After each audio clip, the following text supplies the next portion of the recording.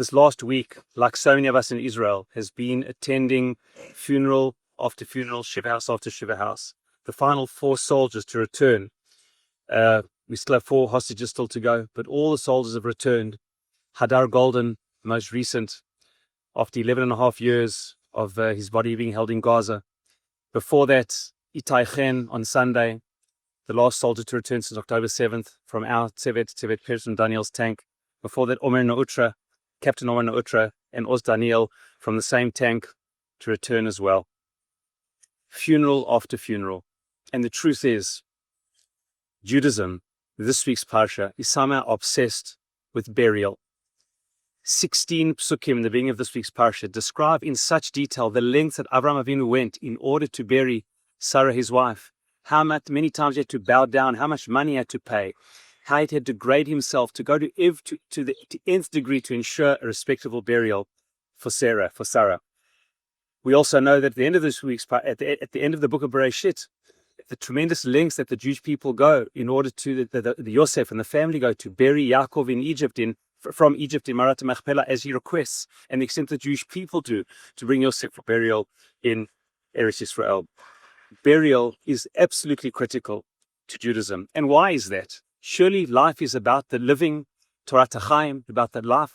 Why is it so much also about death and burial? Because you see, how you treat the dead and the dignity that you give the dead tells you so much about life itself.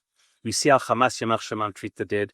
We see how they barter in the dead, keep bodies in God knows where in order to be able to trade in them as if it's some type of commodity and asset, devoid of any sanctity and the beauty and kedusha of life. And look at the Jewish people. Look at the nth degree we go to bring our dead for burial, to bring Daniel's body back for burial, to bring Itai's body, Hadar Goldin. I can tell you that all of us have found ourselves sitting in front of prime ministers and presidents and diplomats and explaining to them something which is not obvious to people who are not Jewish.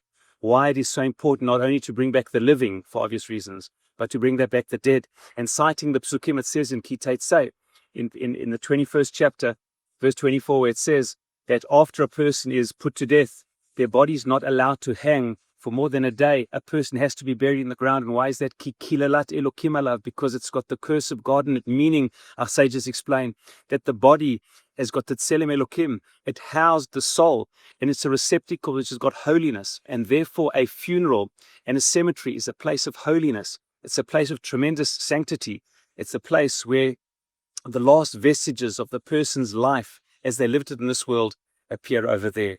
And therefore, the Jewish people care so much about burial, about the dead, because in the dignity of the dead and the death and the honor we give them, we honor life.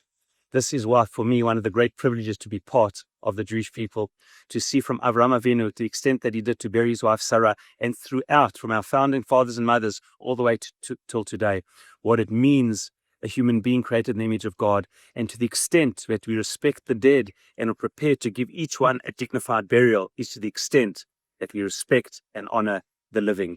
One of the many, many symbols of pride of what it means to be part of the Jewish people, our Ola Goyim, to share with the world that we are those who believe in life. We celebrate life. And one of the great symbols of how we celebrate life is how we honor those who have passed away, honor their lives, give them a respectable burial. And we hope and pray that the final 4 hostages return for burial, because after all, how we treat the dead and the respect that we give them in their final moments of their bodies on this earth symbolizes the love and respect and honor we give to life. Shabbat Shalom.